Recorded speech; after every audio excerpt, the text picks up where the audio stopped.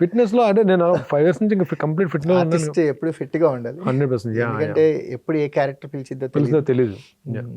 So మనకి చాలా మంది ఆర్టిస్టులు చెప్తారు మనకి బాడీని మెయింటైన్ చేయటం అనేది వెరీ ఇంపార్టెంట్. మన ఏజ్ అనేది fitness just health is very important అండి, చాలా ఇంపార్టెంట్. మీ ఫిట్నెస్ అనేది మీకు ఎవరు రెడీ, నేను ఏ క్యారెక్టర్ కన్నా రెడీ అనే ఒక సిగ్నల్ ఇస్తూ ఉంటుంది కదా. అవును అవును. సో మీకు షూటింగ్స్ గ్యాప్ కావచ్చు, మీ మోటివేషన్ ఏంటి సార్?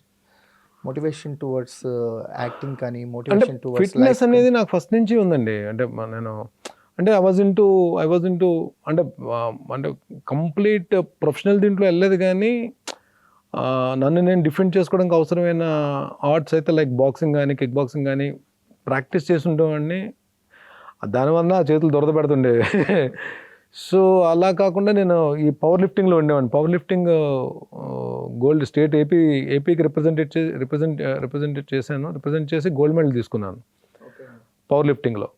సో ఆ టచ్ ఉంది కాబట్టి ఈ 2020 నుంచి కొంచెం స్ట్రిక్ట్గానే ఇంకా పడిపోయాను. అంటే ప్రాపర్ డైట్, లీన్ మాస్ దీని మీద ఫోకస్ చేసి ఎవ్రీడే అంటే షూట్ ఉన్నా సరే, ఒకవేళ మార్నింగ్ షూట్ ఉంటే ఈవినింగ్ మళ్ళీ ప్యాకప్ అయిన తర్వాత వచ్చి జిమ్కి వెళ్ళి వస్తుంటాను నేను. బట్ డైట్ అన్నది కంప్లీట్ కంట్రోల్లోనే ఉంది. అందరూ ఒకటే జిమ్, నేను నాగబాబు గారు మొత్తం అందరం. మా పాపం ఒక విషయంలో ఆయనకి నిజంగా రుణపడి ఉంటాం మేము. నిజంగానే మమ్మల్ని ఎవరిని కట్టినవారు పాపం, ఇయర్లీ ఫీ ఆయనే కట్టేస్తారు జిమ్కి.